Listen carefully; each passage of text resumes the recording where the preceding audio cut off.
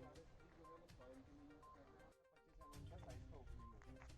ये basically DT wire mesh इसलिए देते हैं ताकि छोटे पार्टिकल्स जो फ्रैक्चर पार्टिकल्स होते हैं अगर वो बाहर निकले स्टोन को वहाँ पे सरफेस पे होल्ड करते हैं। रॉक बोल्टिंग एक होता है एसडीए।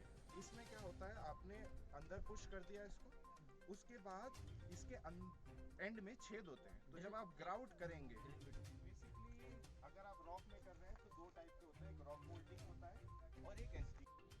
जरूरत नहीं है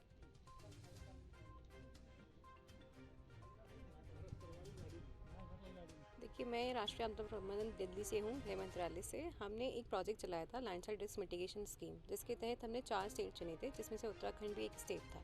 तो ये हमारा जो स्कीम था, बेसिकली हम चाहते थे जहाँ भी स्लोप अनस्टेबल है वहाँ के कुछ सेक्टर्स को अडॉप्ट करें और वहाँ पे हम मिटिगेशन मेजर्स लगाएं, जिसमें से आज हम अपनी टीम को यहाँ लेकर आए हैं। उत्तराखंड स्टेट डिजास्टर मैनेजमेंट ने पूरा अरेंजमेंट किया हुआ है और यहाँ पे आपके साथ है पीडब्ल्यूडी है, हमारे साथ आरडब्ल्यूडी है और हमारे पास टीएचडीसी के लोग हैं, बीआरओ के लोग हैं, जो हमें यहाँ पे समझा रहे हैं और जो जिन्होंने साइट पे वर्क किया है वो बता रहे हैं कि किस तरह से मिटिगेशन मेजर्स अडॉप्ट करने चाहिए डिफरेंट साइट के हिसाब से।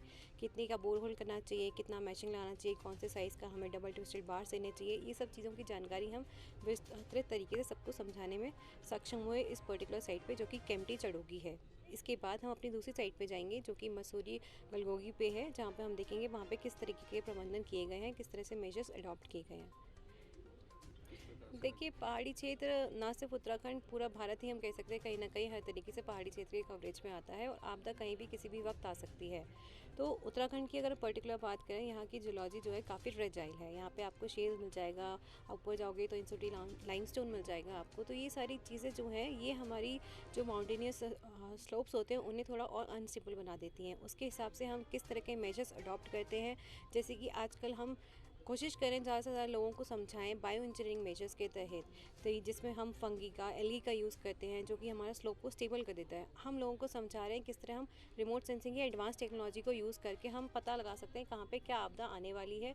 जिस तरह के साइन होते हैं वो हम पता लगा सकते हैं। जिससे हम यहाँ पे अब ड्रोन का सर्वे भी कराने की कोशिश कर रहे हैं। उत्तराखंड सरकार ने मुहिम चलाई है लाइडार सर्वे करने का पूरे उत्तराखंड में, जिस तरीके से हम साइट स्पेसिफिक मैप्स डेवलप कर सकते हैं, जिससे हमें डिटेल इन्वेस्टिगेशंस और डिटेल नॉलेज मिल सकती है कि वहाँ पे किस किस तरह के आपदाएं आ सकती हैं या किस तरह की ससेप्टिबिलिटी है हर जगह पर। उसके लिए हमें काफ़ी कुछ करना भी बाकी है। देखते हैं वक्त के साथ जितना हो जाए। अगले भविष्य में इसका बहुत ज़्यादा और उम्दा स्कोप है, क्योंकि अगर हम सेटेलाइट की बात करें, सेटेलाइट का इस्तेमाल तो बहुत टाइम से हो रहा है, बट सेटेलाइट का इस्तेमाल करके हम कितना ज़्यादातर चीज़ों को पता लगा सकते हैं वो सबसे महत्वपूर्ण चीज़ है। इसलिए आज की जानकारी में अगर मैं बताना चाहूँ तो जैसे कि ड्रोन बहुत ज़्यादा प्रचलित हो रहे हैं।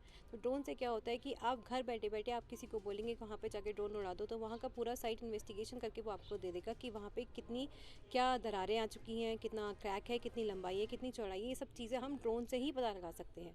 तो ये हमारे लिए एक बहुत महत्वपूर्ण टेक्निक है। इसी तरीके से हमारे पास एक लाइडर होता है, light ranging and detection technique. ये भी हमारे लिए बहुत महत्वपूर्ण चीज़ है, जो कि हमें माइन्यूट से माइन्यूट डिटेल्स शेयर करने में और पता लगाने में महत्वपूर्ण तरीके से सक्षम बनाती है।